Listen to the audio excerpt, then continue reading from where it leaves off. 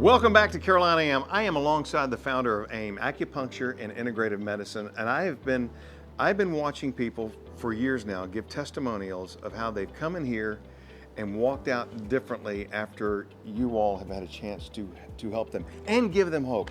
It's like what we do here is life-changing. Most of our patients, as you know by now, and we're always talking about neuropathy, and we're talking about fibromyalgia, and we're talking about failed back surgery and all that stuff, but we help so many other things, some less common things, some very life-threatening things. And right before we went on air, you said what? I said, I don't know what we're talking about today because I've never heard of it. Okay. So give us the 411 on. So the big word is gastroparesis, and we're going to be hearing from a father.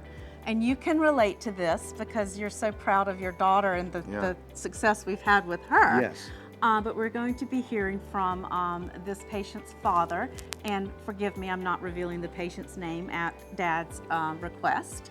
So let's call him Sammy Joe. one lucky fella. How One about lucky that? fella. Anyway, when we met him, like all of our patients really, he had been everywhere else. He'd been given basically no hope. He had been admitted to the hospital. He'd been through anorexia.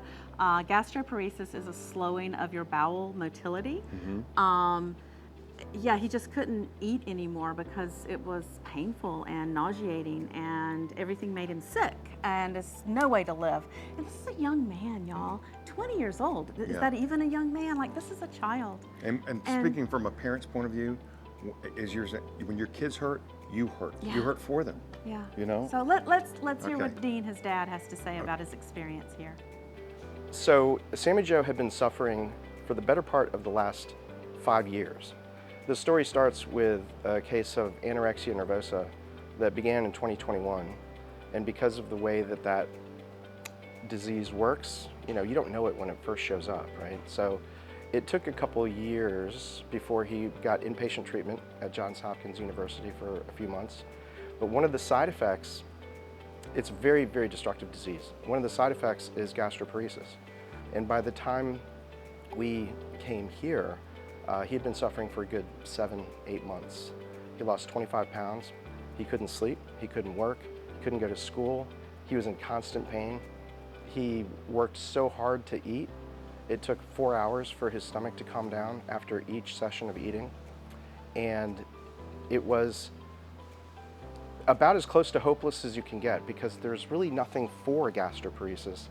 There's a couple of drugs that are possible, but they're extremely dangerous to the liver and only given in the most extreme cases, which he actually didn't have. He just had a case that was bad enough to make life impossible to live. He couldn't even drive because he was so sleep deprived.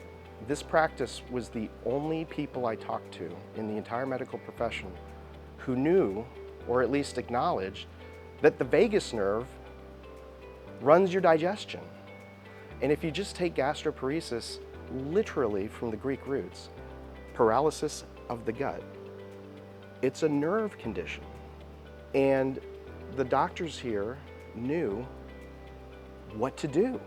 Like, they'd seen it before. And acupuncture, I have no education in it, so I'm not gonna know how it works. I don't care. All I know is that he came here for 3 months and was able to get through this condition to the point now where he has a full-time job. He's on the apps looking for girls to date.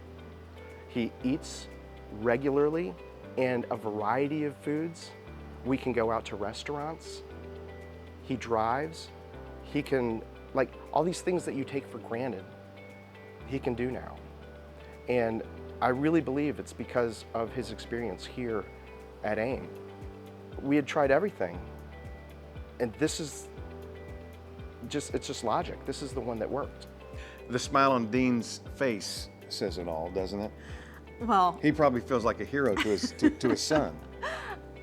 again, as I always say, we have the very best job in the world. So blessed to be able to bring this healing to the Grand Strand and to people that, think that there's no hope and they're just gonna have to live with this. Like, can you imagine thinking that this is your life for the rest of your life when you're that young. And I know that there are so many people that are walking through life like that. So don't let that happen to you. Yeah. If you think there's no hope, there is. Give us a call. We'll have a conversation. Numbers right on the screen. We'll be right back with more Carolina AM.